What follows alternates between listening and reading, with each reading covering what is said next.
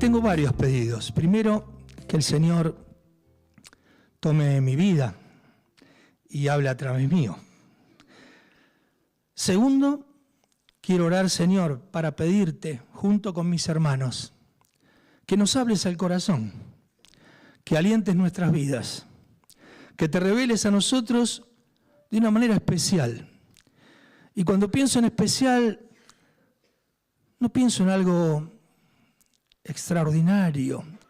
Pienso en la sencillez de corazones de carne, sensibles para escuchar lo que el Espíritu Santo quiera decirnos.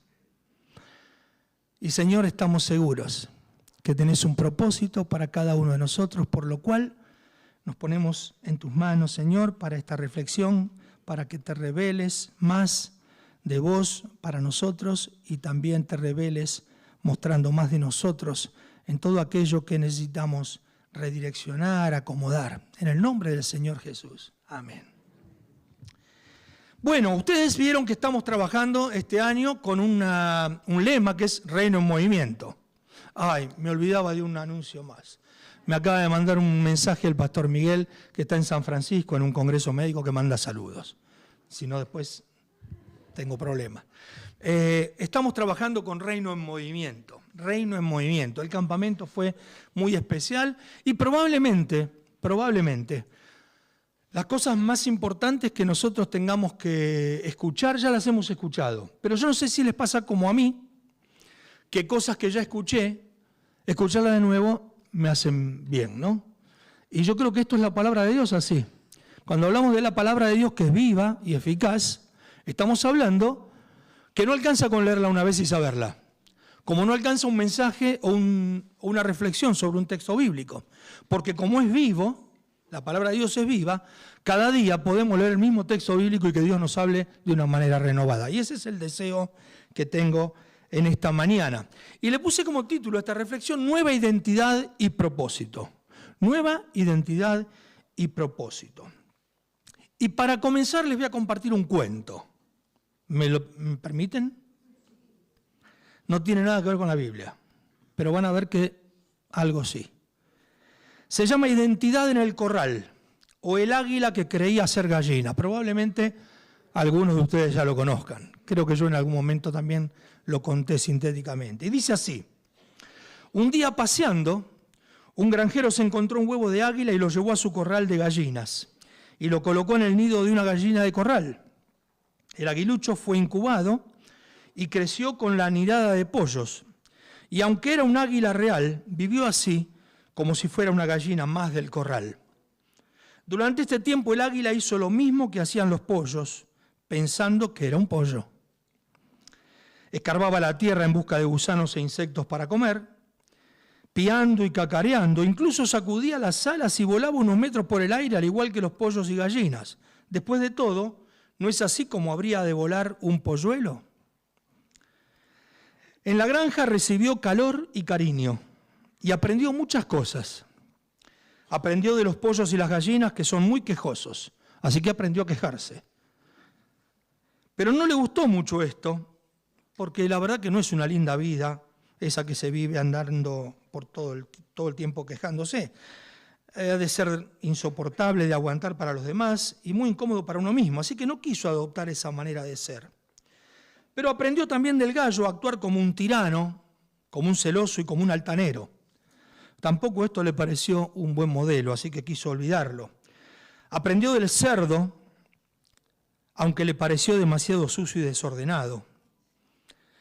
También se fijó en el burro, a ver si podía aprender algo de él, pero le pareció que era demasiado indeciso y muy terco. Así que seguro se le escaparían muchas buenas oportunidades en la vida si fuera como él. También aprendió de la vaca, pero no le gustó su forma de estar en la vida, casi indiferente a la realidad que le rodeaba, despreocupado, y siempre mirando el campo del lado, como si fuera algo mejor. ¿Cómo ser feliz creyendo que siempre lo mejor está lejos?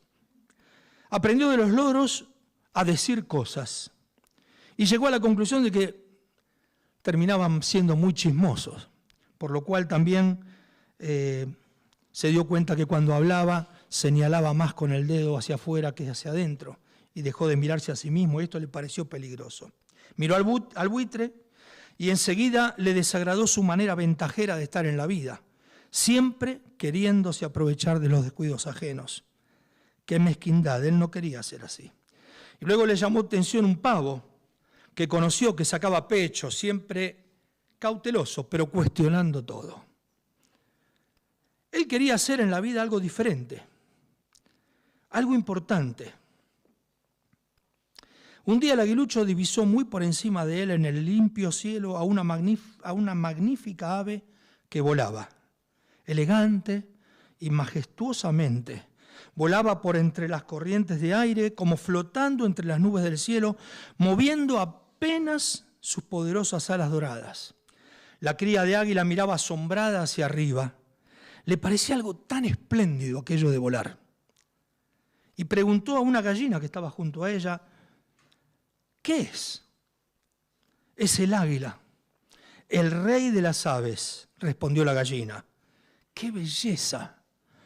¿Cómo me gustaría a mí poder volar así? Ni lo pienses, le dijo la gallina. Tú y yo somos muy diferentes de él. De manera que el águila no volvió a pensar en ello y siguió creyendo por el resto de su vida que era una gallina de corral.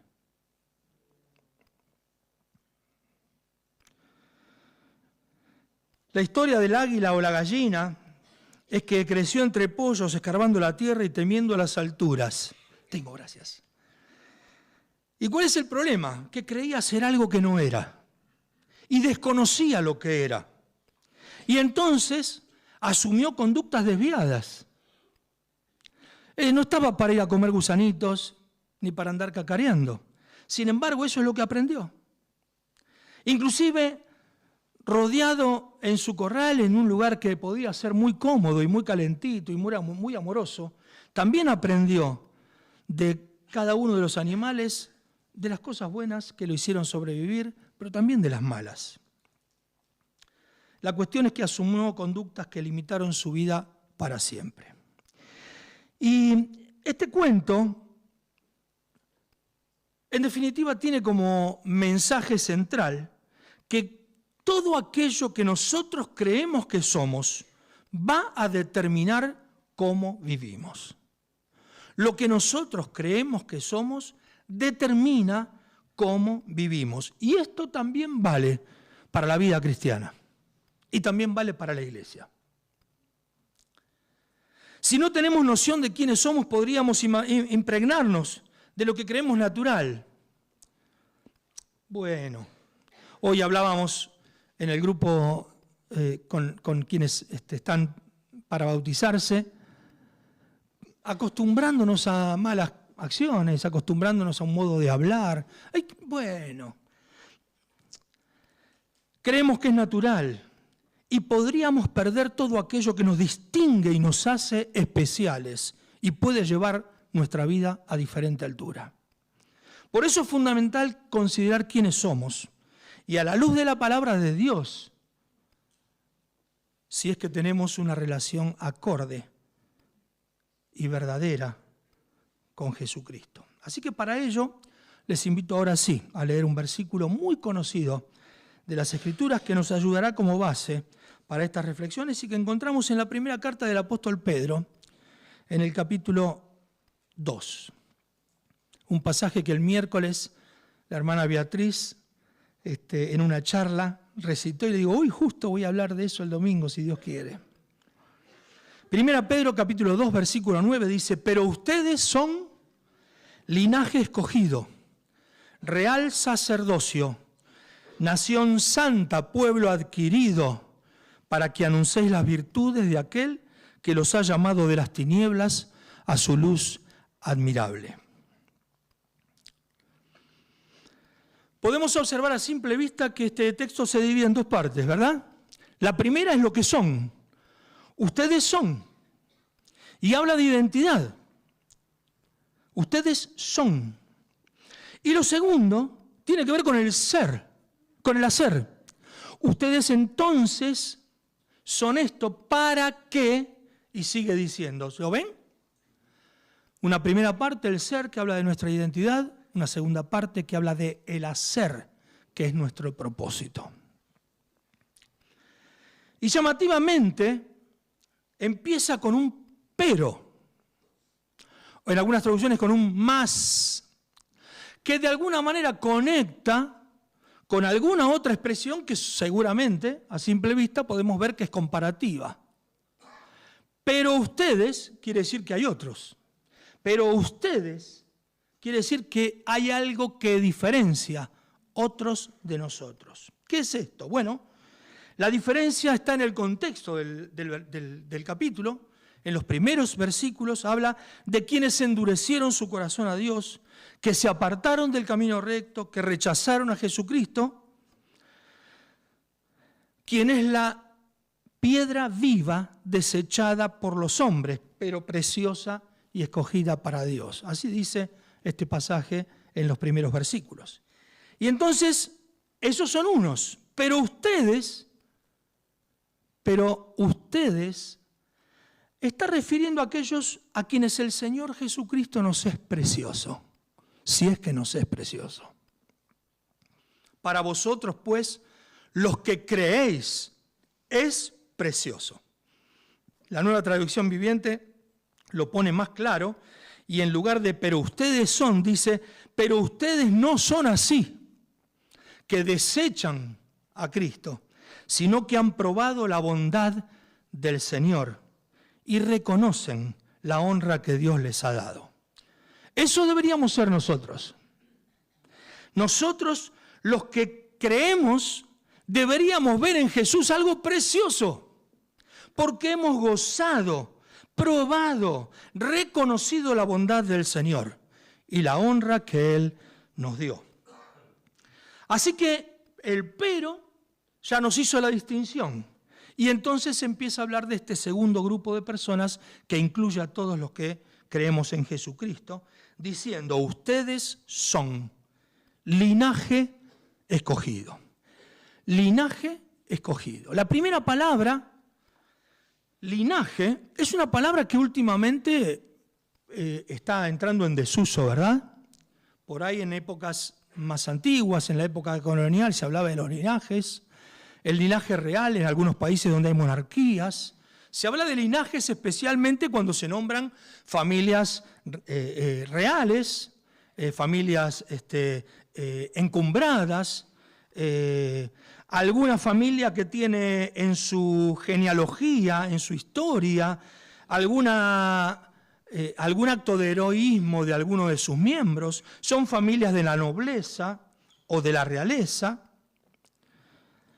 Y esas familias generalmente miran a sus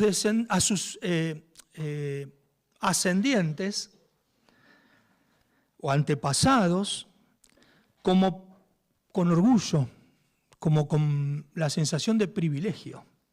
Inclusive el ver a sus antepasados los inspira en relación a cómo vivir, aunque se está perdiendo esto, ¿no?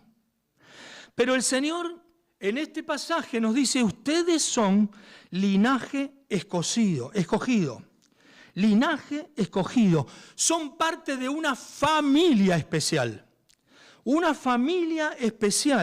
y en nuestro caso, la familia es la familia de Dios. Dice Juan, a los suyos vino, pero los suyos no lo recibieron, pero a todos los que lo recibieron, a quienes creen en su nombre, les dio potestad de ser hechos hijos de Dios. Y estos no nacieron de sangre, ni por voluntad de carne, ni por voluntad de varón, sino nacidos de Dios. Por lo tanto, dice en Efesios 2, ya no sos ni extranjero, ni un forastero, ni de una clase despreciable, sino que sos conciudadano de los santos y miembros de la familia de Dios. Dice el apóstol Pablo, bendito sea el Dios y Padre de nuestro Señor Jesucristo, que nos escogió para ser adoptados hijos suyos por medio de Jesucristo, según el puro afecto de su voluntad. Y queridos hermanos, por puro afecto de la voluntad de Dios, sin ningún tipo de merecimiento, sin que seamos de sangre, por adopción. Fuimos adoptados como hijos y ahora somos parte de un linaje divino. Somos miembros de la familia de Dios y la cualidad única de quien es nuestro Padre definitivamente define que pertenecemos a la familia más especial de todos los tiempos. ¿Amén? Amén. ¿Se parecen algo a tus sensaciones de derrota, de poco valor que a veces vivís en la semana? Porque podrías estar mirando para arriba a las águilas volando sin darte cuenta. Pero vos sos linaje escogido.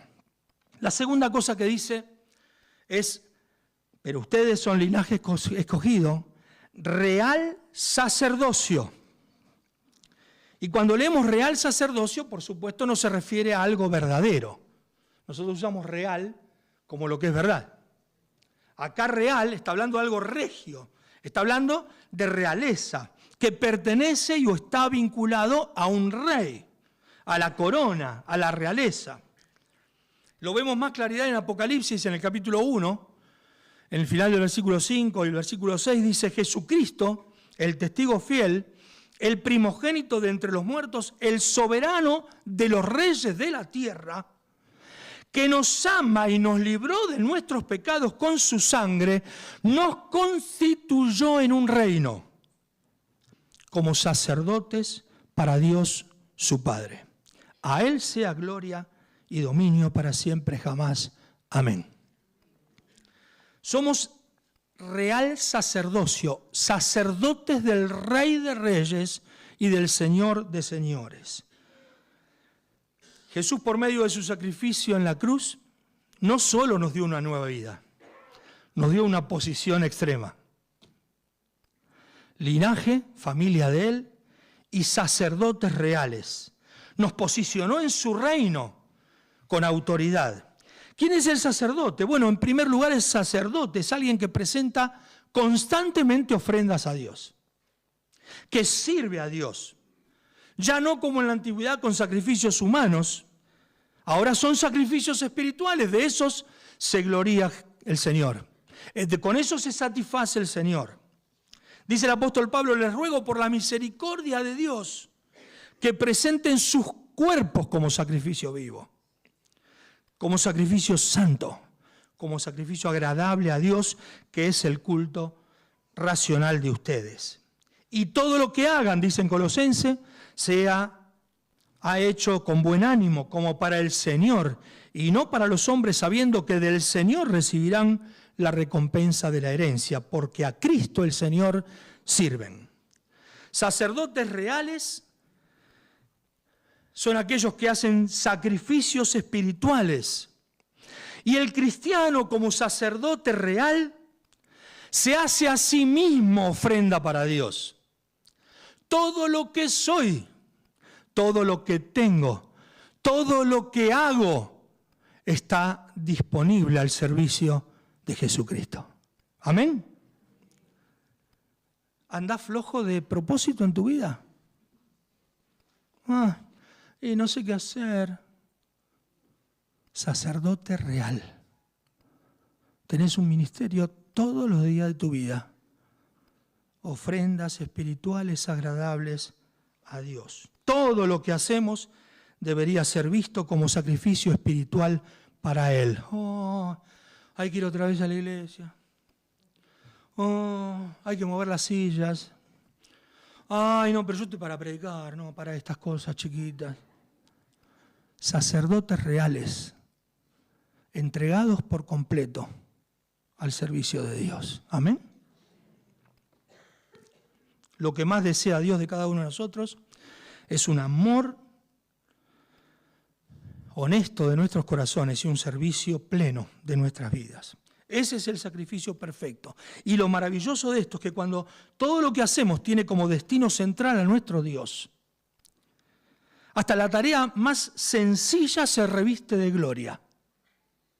Y hasta todo aquello que empieza a ser una carga se transforma en una experiencia de gozo y de satisfacción plena. ¿Les pasó?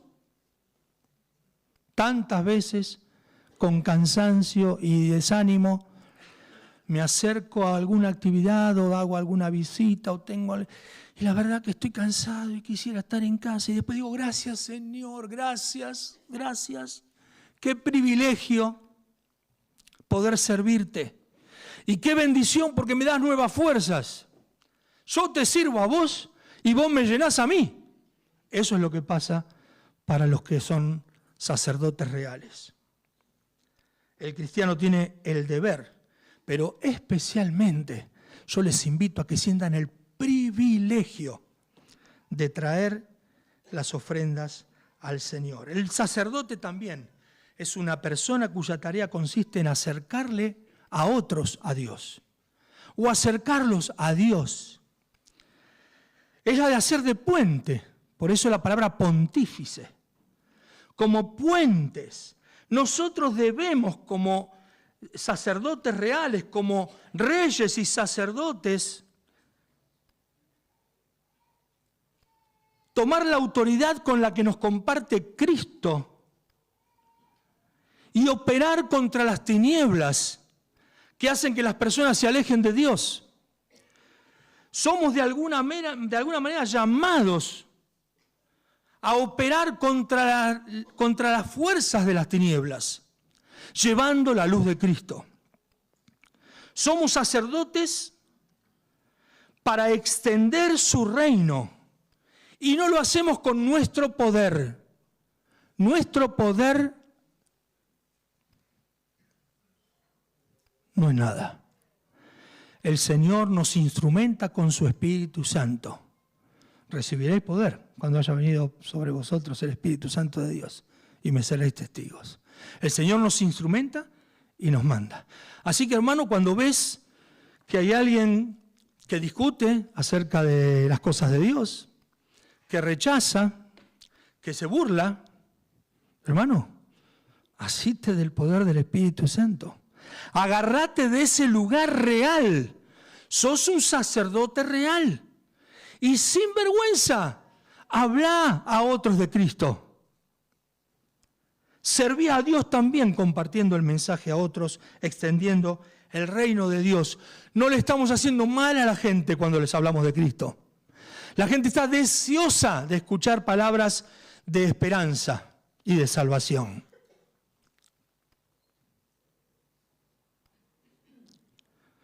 Me asusté con el reloj. Era segundo 49, yo pensé que ya era la hora 49. Bueno. El cristiano tiene el deber, especialmente el privilegio, de traer a otros al Salvador, a quien Él ha conocido y ama. La tercera cosa que nos dice este versículo es: ustedes son linaje escogido, real sacerdocio, nación santa. Dice Berkeley, el comentarista cristiano, dice: el cristiano ha escogido ser diferente de los demás. Y esa diferencia consiste en que está consagrado a la voluntad y al servicio de Dios. Otras personas pueden que sigan las normas del mundo, pero para él las únicas normas son las de Dios. Uno no puede ni entrar en el camino cristiano a menos que se dé cuenta de que eso le obligará a ser diferente de todos los demás. Cuando leemos y profundizamos en la reflexión acerca de que somos una nación santa, yo me doy cuenta que no llego a dimensionar y simbolizar los alcances que esto tiene. Todos nosotros ya tenemos una nación, ¿o no? De hecho, hay miles de naciones, bueno, miles no, son 195 naciones reconocidas en el mundo. ¿Qué es una nación? Bueno, una comunidad humana que está unida por vínculos históricos, sociales, culturales, y que comparten la voluntad de llevar a cabo un proyecto juntos. En estas naciones, cada uno tiene sus propias leyes. Es lamentable algunos de nuestros hermanos venezolanos que son abogados, que no pueden ejercer la profesión aquí, porque las leyes son diferentes. Muy lamentable, ¿no? Cada país tiene sus leyes, cada país tiene sus normas, cada nación tiene su forma de vivir. Y lo que nos dice la palabra de Dios es que nosotros somos una nación santa. Tenemos cualidades específicas, somos diferentes a las demás naciones en todo, o en casi todo. Dice Filipenses 3, nuestra ciudadanía está en los cielos, de donde también ansiosamente esperamos a un Salvador, al Señor Jesucristo.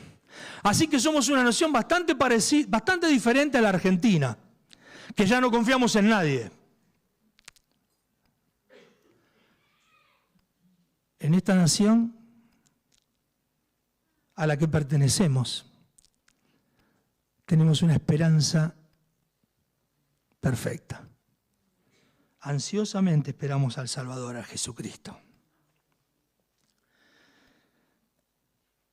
Dice, acuérdense de aquellos momentos en que estaban sin esperanza y sin Dios en el mundo, dice en Efesios. Pero ahora, en Cristo Jesús, ustedes que en otro tiempo estaban lejos, han sido acercados por la sangre de Cristo. Por lo tanto, ya no son ni extranjeros ni forasteros, no andan perdidos, sin rumbo, sino conciudadanos de los santos, miembros de la familia de Dios. Esto hace que nuestro idioma, nuestras costumbres, nuestros valores, nuestra economía, nuestra bandera, sean diferentes a las demás naciones. Esto le da identidad a una nación. Nuestras leyes son espirituales y son gloriosas, mucho más elevadas que las que rigen este mundo. En esto dio ejemplo Jesús, ¿no? Mostrando cómo la ley se quedaba corta, careciendo de misericordia y de amor, por ejemplo. Nuestros valores son más altos que las que rigen el mundo. Nuestros valores están contrapuestos a los del mundo. Y lejos de vivir en el individualismo, nosotros somos llamados a servir a Dios y al prójimo. Mientras las naciones y sus valores y sus ideologías llevan a hacer la tuya, sé feliz vos, pensá en vos, después en vos y después en vos y vas a ver cómo va a ir todo bien.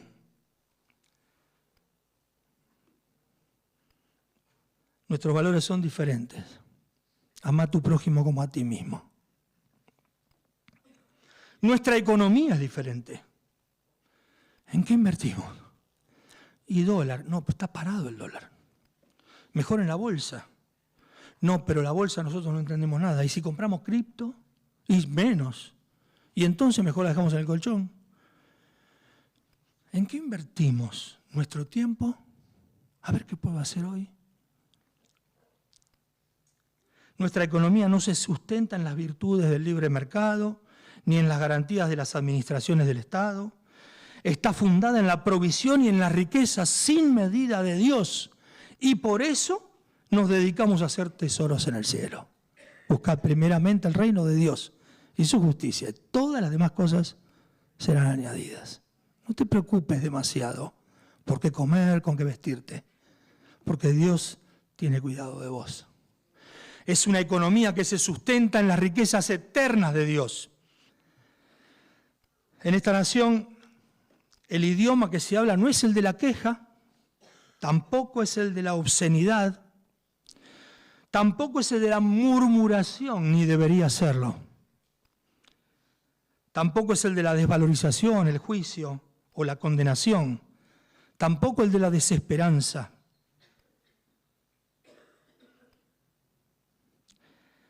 Nuestro idioma es el idioma del reino que da vida. Es el lenguaje del amor, es el lenguaje de la paz, es el lenguaje del gozo, es el lenguaje de la esperanza, es el lenguaje de la gracia, es el lenguaje de la compasión, es el lenguaje de la salvación. ¿Qué lenguaje hablas? Cuando alguien se acerca a vos, ¿de qué le hablas? En tus conversaciones con tus amigos, ¿de qué hablan? Nación santa. Nuestra bandera también es diferente. No compite ni entra en guerra con otras banderas. sino solo con nuestra carnalidad. Contra eso sí, pelea. Porque nuestra bandera es la santidad y la pureza en todas sus formas. Esa es la bandera que levantamos. Cuando somos conscientes de nuestra ciudadanía en el reino de los cielos y empezamos a vivir de acuerdo a sus normas, sus valores, sus preceptos, es cuando nos entregamos a la soberanía de nuestro Rey y ahí se abren completamente y sin ninguna barrera las puertas de la bendición y los milagros que esperamos de Dios sobre nuestras vidas. Miren, tengo 64 años, muy lejos de saber todo, cada vez más lejos. Pero hay algo que me duele, tal vez porque a lo mejor no lo haya experimentado. ¿Saben qué me duele? Una iglesia que espera que mágicamente caiga algo del cielo. Me duele de mi vida porque muchas veces también me planteo algo así. Señor, que haya un avivamiento. ¿Qué avivamiento puede haber si nosotros estamos como el águila en el corral? ¿Cómo puede hacer Dios para avivar el fuego en nosotros? ¿Cómo puede hacer para que nuestro mensaje tenga el poder del Espíritu Santo si no le damos lugar en nuestra vida? ¿Cómo puede ser que la gente nos mire y quiera desear a Cristo si nuestra conducta es igual a la del mundo? Tenemos que saber quiénes somos, hermanos. Tenemos que saber quiénes somos. Porque eso constituye la manera en que nos movemos. Lo que hacemos y los resultados ineficaces que muchas veces tenemos. Dice también, somos pueblo adquirido por Dios. Somos linaje escogido, real sacerdocio, nación santa y pueblo adquirido. Y esto es conmovedor porque pueblo adquirido es algo inédito. ¿Cuántas cosas crees que a lo largo de la historia Dios compró? ¿Se te ocurren? Dios no necesita nada, es el dueño de todo. Sin embargo, habiéndonos creado, su amor fue tan grande que nos dejó la elección de amarlo o rechazarlo. Y nos desviamos de sus propósitos y quedamos expuestos a la esclavitud del pecado. Debajo del gobierno del Señor de este mundo, del príncipe de este mundo. Así que Jesús se decidió a comprarnos y pagó un precio alto. Nos equivocamos cuando predicamos un evangelio de gratuidad. No fue gratis nuestra salvación. Alguien tuvo que pagarla. Es gratis para nosotros, porque por eso gozamos de su gracia. Es un regalo para nosotros, pero costó la vida de Jesucristo. Él, siendo Dios, tuvo que despojarse de su gloria y venir a sufrir y padecer y ocupar el lugar que era para nosotros. Eso fue el costo de nuestra salvación. Fuimos adquiridos por un altísimo costo, lo más caro de la historia, para comprar lo que no valía nada. Qué economía la de esta nación, ¿eh?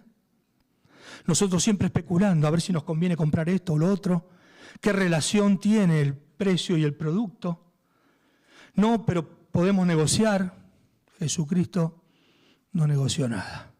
Se entregó por completo para adquirir nuestra libertad, para traernos nuestra redención, para elevarnos a la posición que siempre soñó para nosotros al crearnos.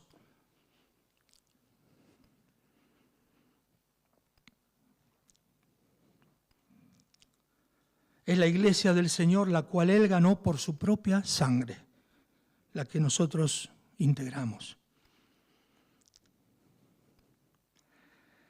Fuimos rescatados no con cosa corruptible, como oro o plata. No alcanza. No alcanzaba todo el oro del mundo, ni todo el dinero, ni todas las riquezas que hemos acumulado los hombres. Ninguna alcanza para la redención del alma.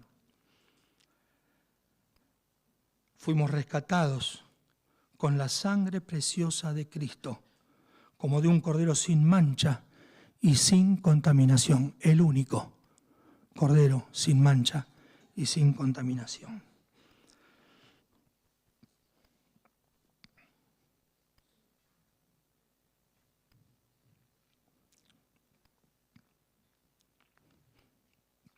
Y la palabra de Dios nos dice que Jesús estuvo dispuesto a sufrir todo esto por el gozo puesto delante de Él. Me imagino que estuvo dispuesto a todo esto porque te estaba mirando a vos y me estaba mirando a mí. Vos y yo somos el gozo de Cristo. Somos la causa por la cual Él se entregó y pagó ese precio. Jesucristo estaba allá y entonces viéndonos a vos y a mí aquí y ahora, siendo liberados, restaurados, llenos de gloria y viviendo eternamente para Él y con Él. Ese es el valor que tenemos para Dios, el valor que tenemos ante sus ojos. Y ojo con levantar nuestro orgullo, somos valiosos para Dios. Es su amor y su gracia la grande, no mi valor. Él me pone un precio alto, porque grande es su amor y su misericordia. Entonces sabemos que somos linaje escogido, real sacerdocio, nación santa y pueblo adquirido. ¿Para qué? Bueno, el propósito. Para que anuncien las virtudes de aquel que nos llamó de las tinieblas a su luz admirable. Todo esto tan maravilloso, Dios lo hizo para que cumplamos con un propósito: anunciar las virtudes de Cristo. Que aquella luz verdadera vino al mundo, que en el mundo estaba, el mundo fue por el hecho, pero que el mundo no conoce.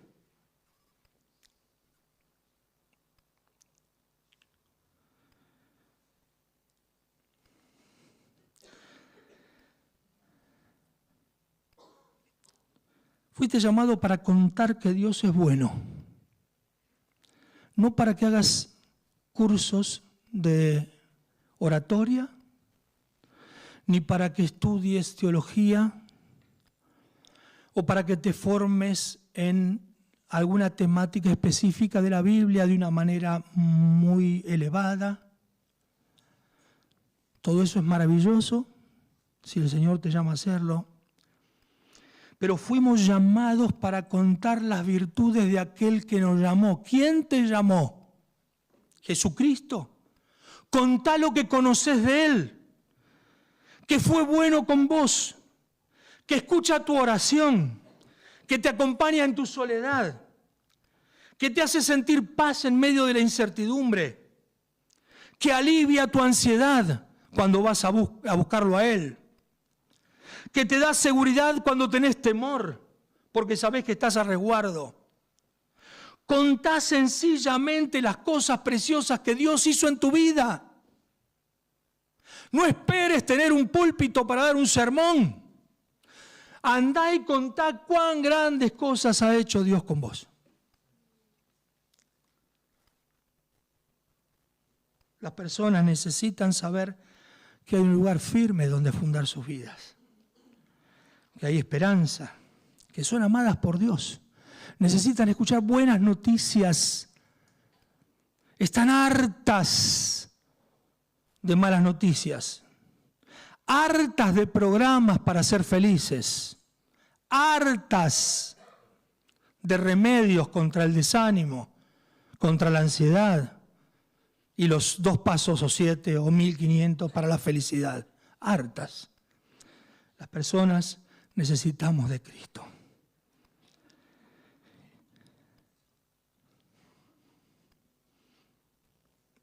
Necesitan escuchar tu testimonio. Contá acerca de las virtudes de aquel que te llamó y que te sacó de las tinieblas y te puso en la luz. Porque aquel que era la luz verdadera, que alumbra a todo hombre, vino al mundo. En el mundo estaba, el mundo fue hecho por él, pero el mundo no lo conoció. Y yo quiero ahora hacer una reflexión breve, por si hay alguien que todavía no tuvo un encuentro con Cristo. Porque Jesucristo hoy está disponible con su gracia, con su amor, con su poder para transformar tu vida. Para hacerte uno más en su familia real, hacerte un sacerdote más entre los ministros de su servicio, hacerte un ciudadano más de la nación santa. Él ya pagó el precio para que vos seas su pueblo.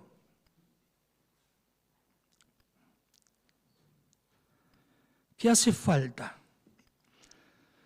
Dice Juan 1, a todos los que le recibieron, a todos los que le recibieron, les dio derecho de ser hijos de Dios.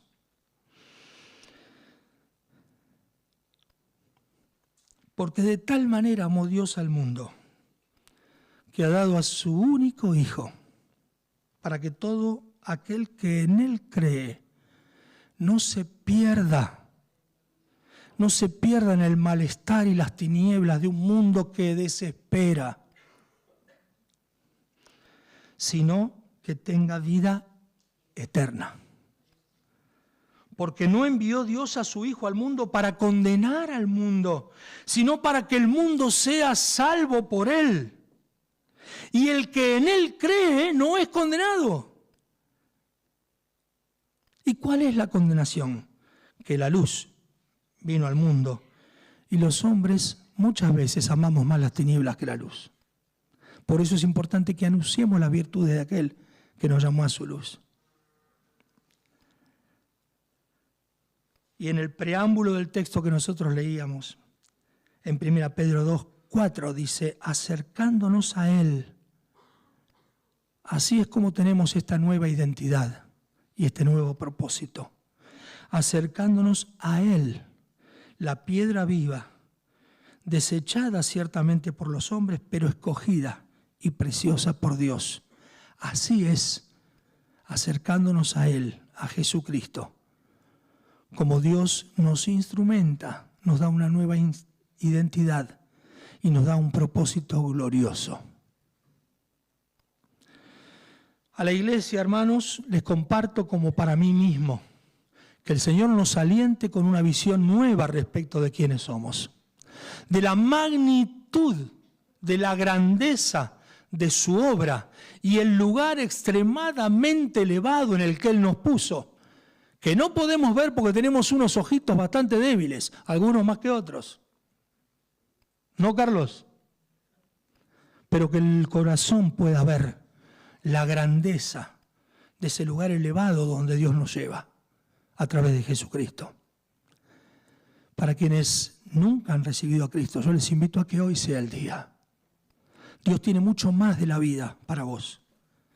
Dios quiere que vivamos en abundancia. Yo vine para que tengan vida y la tengan en abundancia. Sé que estás buscando algo más. Las personas no somos conformistas, buscamos más. Quiero decirte que eso más que buscas, solo se puede satisfacer en Cristo.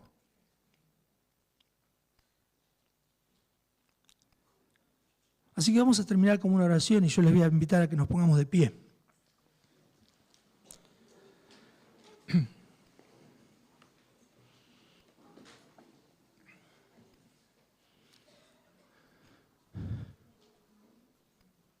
Y si están de acuerdo con la oración, a la iglesia les pido un amén final.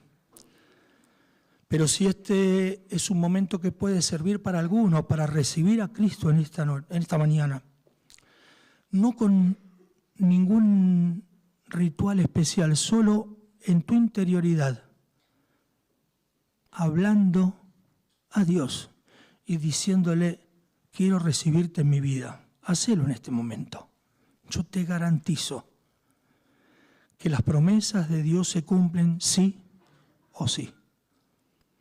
Que esta experiencia de fe te lleva a un lugar nuevo. Es hora de salir del corral para la iglesia de Cristo y para quienes no conocen a Cristo y elevarnos a la altura a la que Dios nos puede llevar. Oramos. Padre amado, te damos gracias por tu palabra que nos alienta, nos bendice y nos desafía. Señor, toca nuestra identidad en lo profundo del arraigo en nuestro corazón de aquellas cosas que pensamos, que sentimos, que deseamos, para poder la magnitud, ver, observar, conocer, comprender y experimentar la magnitud de la obra que vos hiciste a través de Cristo para nosotros. Señor, llévanos a otro nivel. Señor, llévanos a un lugar nuevo. Señor, como iglesias queremos ser avivados. Queremos verdaderamente experimentar la plenitud de Dios en nosotros. Señor, te entregamos nuestra vida en esta mañana. Una vez más, Señor, venimos a tu presencia rogándote que trates con nosotros y nuestro corazón.